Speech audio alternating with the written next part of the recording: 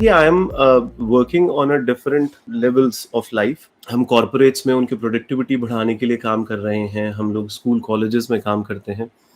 और मैं देखता हूँ सोसाइटी के साथ जब जुड़ के कोच अपने कोची से मिलता है और कोची उसको कुछ प्रॉब्लम्स बताता है, और हम प्रॉब्लम्स को सॉल्व करने की कोशिश के दौरान ही जब पूरी डिटेलिंग लेते हैं, तो हमें पता चलता है कि शायद वो इंसान अपना बेस्ट इसलिए नहीं दे पा रहा क्योंकि कहीं ना कहीं कोई तो घटना घटी है उसकी जिंदगी में जिसको उसने उस लेवल पे एड्रेस नहीं किया जिस लेवल पे उसको एड्रेस करना चाहिए था। तो ट्रॉमा, मैं आपको कह दूं कि सिर्फ कोई वॉर वेटरन वाला जो मैंने आपको बताया वही नहीं होता, किसी के साथ भी होता है। और वो आपको पता ही है, अगर आप ये वीडियो देख रहे हैं तो कहीं ना कहीं आपकी जिंदगी में कोई ऐसा एक्सपीरियंस घटा जिसने आपको बहुत एक्सट्रीम स्ट्रेस दिया, कोई पेन दिया।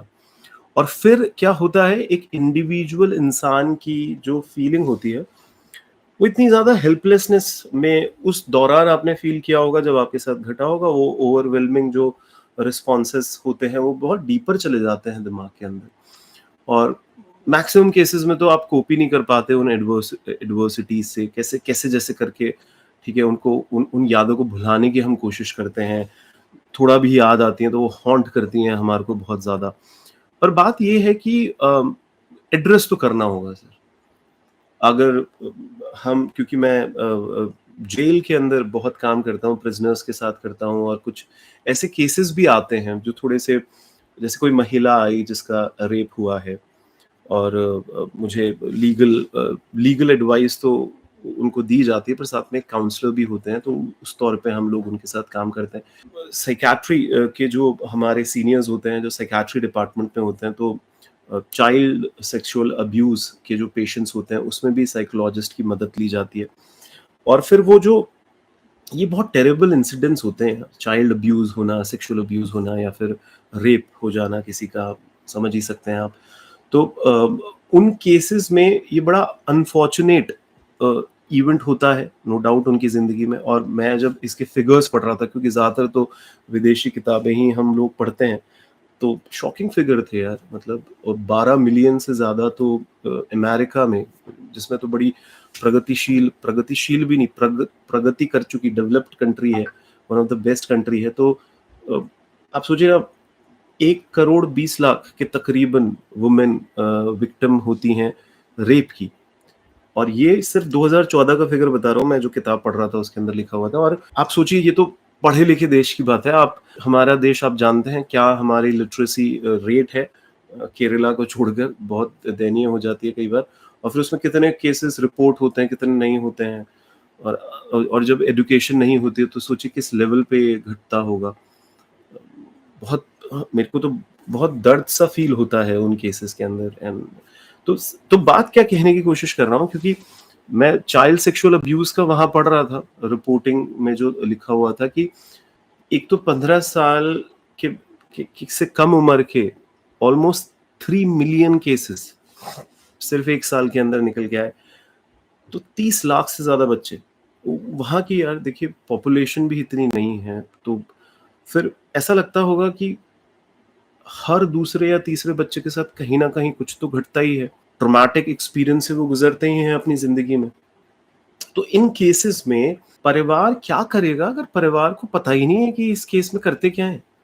दोस्तों को नहीं पता होता सर, वो आपको ढाढ़स बंधा सकते हैं, पर वो ढाढ़स का अचार डालें क्या, मतलब जब पता ही नहीं है उसको वो, और कई लोग पढ़ना भी नहीं चाहते उन चीजों को। तो ट्रॉमेटाइज्ड इंसान कितना सफर करता है अपनी जिंदगी के अंदर। और फिर हम जब साइकोलॉजी पढ़ते हैं तो एक पोस्ट ट्रॉमेटिक स्ट्रेस डिसऑर्डर करके एक बीमारी होती है। पोस्ट ट्रॉमा के बाद एक इंसान की गहराई में इतना स्ट्रेस भर चुका है सर कि डिसऑर्डर हो गई है उसकी पर्सनालिटी पूरी तरीके से। और फिर जो बार बार उसके अंदर डिप्रेशन के सिम्टम्स आ रहे हैं, कई लोग मैंने देखा है कि वो अल्कोहलिक हो जाते हैं, ड्रग्स लेने लग जाते हैं, या कुछ स्यापा करते हैं यार अपनी जिंदगी में। अब पता चलता है यार इतना सही है इसकी जिंदगी, ऐसे क्यों कर रही है ये? और ऐसा क्यों कर रहा है ये? मतलब क्या दिक्कत क्या है इसको? तो पता चलता है कहीं ना कहीं वो ट्रॉमेटाइज्ड है। और ट्रॉमेटाइज्ड जब एक इंसान फील करता है ना, तो वो मिसट्रस्ट करता है। सबसे सबसे ज्यादा दुखद होता है ना केवल खुद के लिए, उसके आसपास जो लोग रह रहे हैं, जो दिल से उसको चाहते हैं, ऐसे लोग भी फिर क्या है ना, उसके साथ अच्छा फील नहीं कर पाते। और उस बेचारे की क्या गलती है, बिकॉज़ उसने अपनी ज़िंदगी में कुछ ऐसा एक्सपीरियंस किया, जिसको वो एड्रेस नहीं कर पाया, उसके आस-पास के लोगों को भी नहीं पता था। तो फिर उसको समझना भी मुश्किल हो जाता है, वो खुद को भी नहीं समझ पाता। वहाँ पे इंटरवीन करनी पड़ती है थेरेपीज़, और हम लगातार लोगों को कहते हैं कि भई इनको ऐसे मत मानिए कि हम लोग कोई विक्टिम के डॉक्टर्स हैं, या फिर कोई कहते हैं ना, अजीब-अजीब से वर्ड दे दिए जाते हैं। अच्छा तुम विक्टिम हो, काहे के विक्टिम हो यार? हर जगह हो रहा है शोषण, होता है। और जिस वक़्त आपका शोषण हो भी रहा था, कुछ हुआ भी था आपके साथ, आप में कितनी समझ थी? याद करो एक बार के लिए। आप करके दिखाए कोई आपका शोषण? आप बैंड बजा दो उसकी। हम हैं ना आपके साथ। अगर आप नहीं बजा पाओ तो हमें बता देना, हम बजा देंगे उसकी बैंड। तो कहने का ये मतलब है कि आप समझिए, सबसे पहली बात तो इसको नॉर्मली हमारे को लेना होगा। और कहते हैं ना, we are just like years. आप पहली बात तो हमें खुल के बताइएगा, बिकॉज़ ये जो हम कन्वर्सेशन कर रहे हैं तो एक टूल एंड टेक्नीक है, और वो टूल एंड टेक्नीक हम एक वीडियो के थ्रू आप तक पहुंचा रहे हैं कि हम कभी भी किसी से जुड़ते हैं तो हम एक डिटेल वीडियो उसको देते हैं कि हम को जो कोचिंग सेशंस लेते हैं हम 1-to-1, उसमें हमको बहुत ज़्यादा थ्योरी नहीं बतानी पड़े किसी इंसान को।